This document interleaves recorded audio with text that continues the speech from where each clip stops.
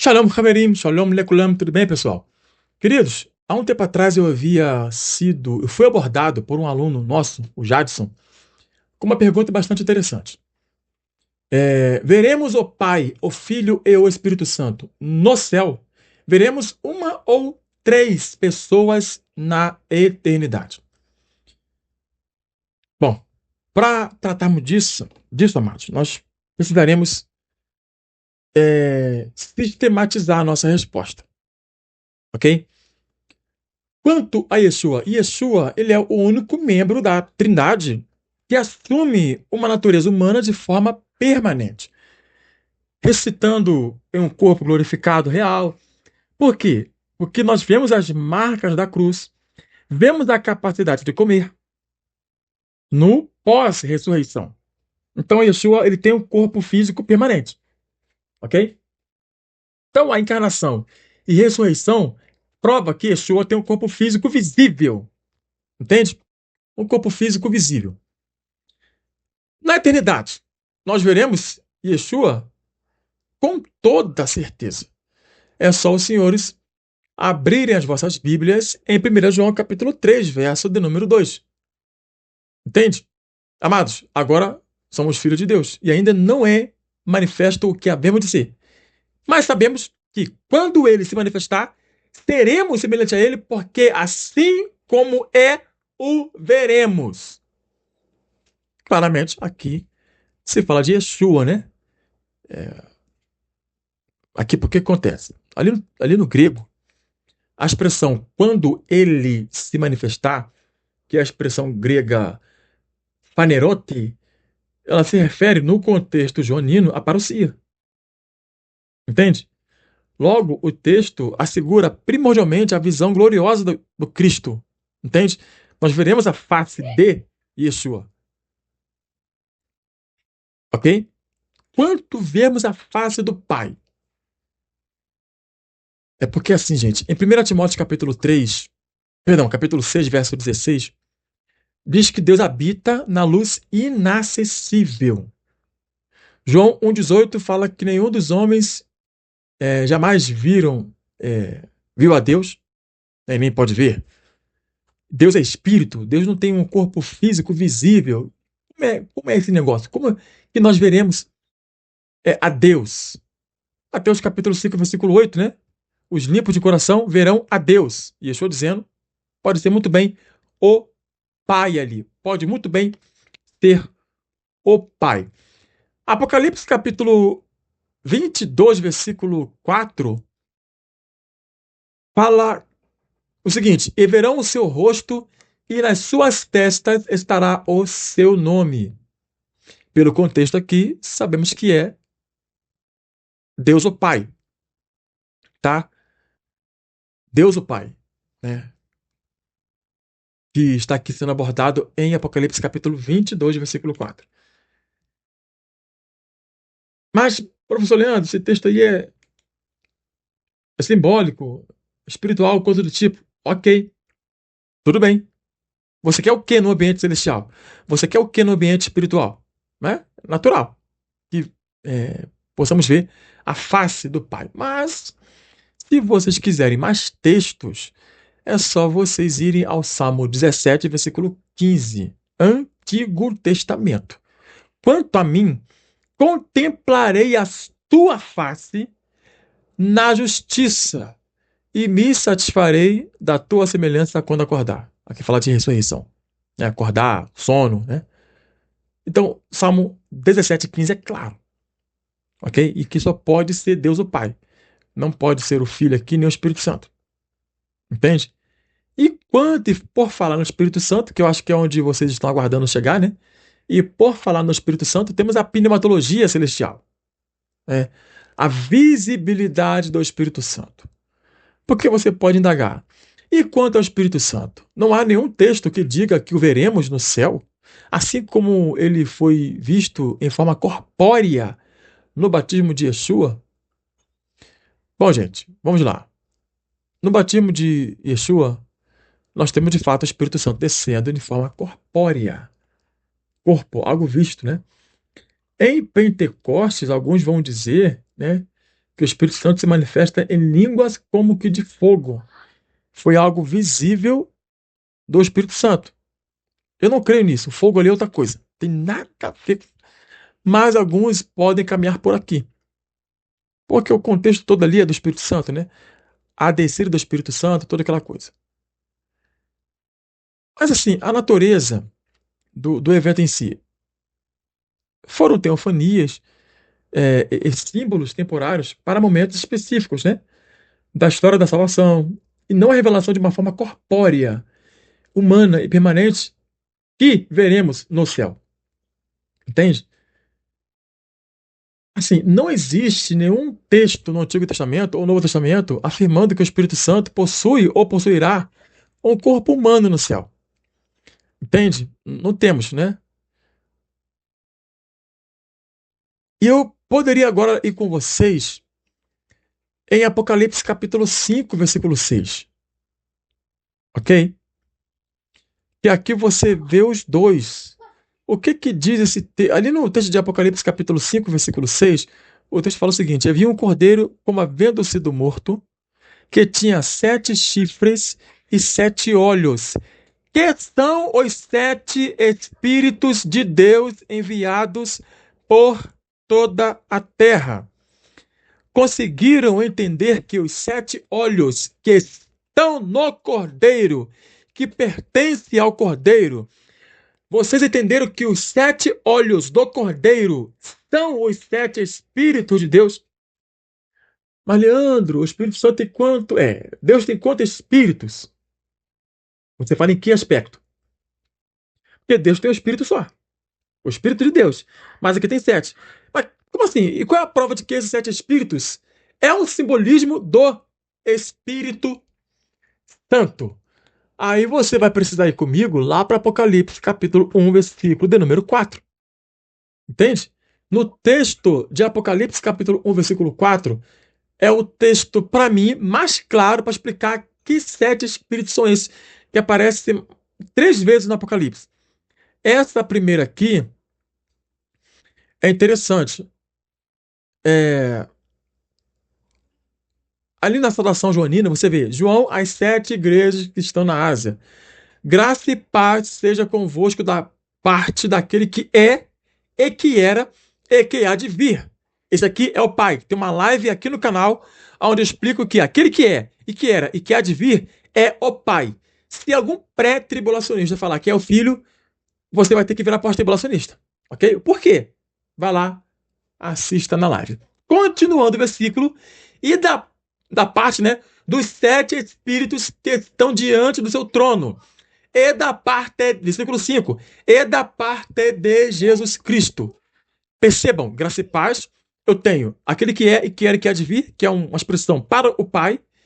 Temos Yeshua sendo citado literalmente, e no meio dos dois, 7 espíritos que estão diante do seu trono. Quer dizer, estes 7 espíritos, ele fornece graça e fornece paz. Numa saudação. Entende? Opa! Então, tá claro que esse ser aqui só pode ser o Espírito Santo. Não tem um outro ser que se encaixa nesse perfil desse texto aqui, dando graça e paz. A graça é de quem? Não é de Deus? A paz é de quem? Não é de Deus? A graça não é de Cristo? A paz não é de Cristo? Eu só tenho um outro ser que tem essa mesma equivalência, chamado Espírito Santo. Então, por conexão textual, os 7 espíritos de Apocalipse, capítulo 5, versículo 6, só pode ser o Espírito Santo. Os 7 espíritos, 7 olhos, ok? 7 olhos só podem ser o Espírito Santo. Entende? Então, será esta a mesma imagem que veremos no céu? Veremos os 7 olhos, ou seja, o Espírito Santo no corpo do Cordeiro? Porque se você vê os 7 olhos, que são os 7 Espíritos de Deus no corpo do Cordeiro, você também é o Espírito Santo. Desse jeito. Entende? Com essa imagem. Entende? Porque o povo quer o seguinte: um texto que mostra que veremos o Espírito Santo igual a Yeshua. Não, gente, o Espírito Santo não é igual a Yeshua. O Espírito Santo, ele não tem corpo físico. Não espere no céu ver Deus igual a Yeshua. São pessoas distintas, até mesmo anatomicamente falando, podemos dizer assim. Entende? Prosseguindo, então, para a gente entender melhor essa questão aqui da visão do Espírito Santo, que é talvez o ponto central aqui que o Jadson queira tratar. Então, os 7 olhos simbolizam de fato a plenitude do Espírito Santo. Né? O número 7 simboliza tanto perfeição quanto plenitude. Entende? E você vê essa relação do Espírito com Cristo. Romanos 8,9 fala o Espírito de Cristo. Filipenses 1,19. 1 Pedro 1,11. Entende? O Espírito atua em perfeita união com Cristo, com o Filho. Né? O Espírito de Cristo. O Espírito de Jesus Cristo, que é o Espírito Santo. Entende? Então, assim, queridos, não veremos um animal, um cordeiro de 7 chifres e 7 olhos no céu. O Apocalipse ele utiliza a linguagem simbólica da literatura apocalíptica. Leão, cordeiro, eles retratam papéis teológicos. Né? Leão, rei. Cordeiro, sacrifício. Né? Os chifres representam poder supremo. Os olhos representam discernimento, onisciência. Entende? A forma real de Yeshua no céu. Um homem glorificado, ressuscitado. Apocalipse, Atos 1,11, Apocalipse 1,12 a 16, Filipenses 2,21 mostram isso, tá? E ainda conservando as marcas da cruz como memorial. Ok? Então, Yeshua vai estar literalmente no céu conforme ele subiu, no mesmo corpo que ele te salvou. Agora, pessoal, a gente vai precisar também trabalhar um pouco aqui sobre a pneumatologia da água e do rio nas Escrituras. Apocalipse capítulo 21 e textos paralelos. Porque talvez você possa se perguntar, ou vocês possam se perguntar assim, mas em Apocalipse capítulo 22, versículo 1, está descrevendo o Espírito Santo simbolicamente como o rio da água da vida, claro como cristal, que procedia do trono do Cordeiro. Top! Existem mais paralelos do Espírito Santo, como rio e água nas Escrituras? Porque é aqui que o Espírito aparece. Apocalipse capítulo 22, versículo 1. E você vai ver o rio da água vida, da água viva. Água da vida, no caso, né, que aparece ali. Claro como cristal. Procedendo da onde? Do trono de Deus e do Cordeiro. Ah, tá. O rio de água da vida procede do Cordeiro também. Mais uma ligação entre os dois, né? Entre o Filho e o Espírito Santo.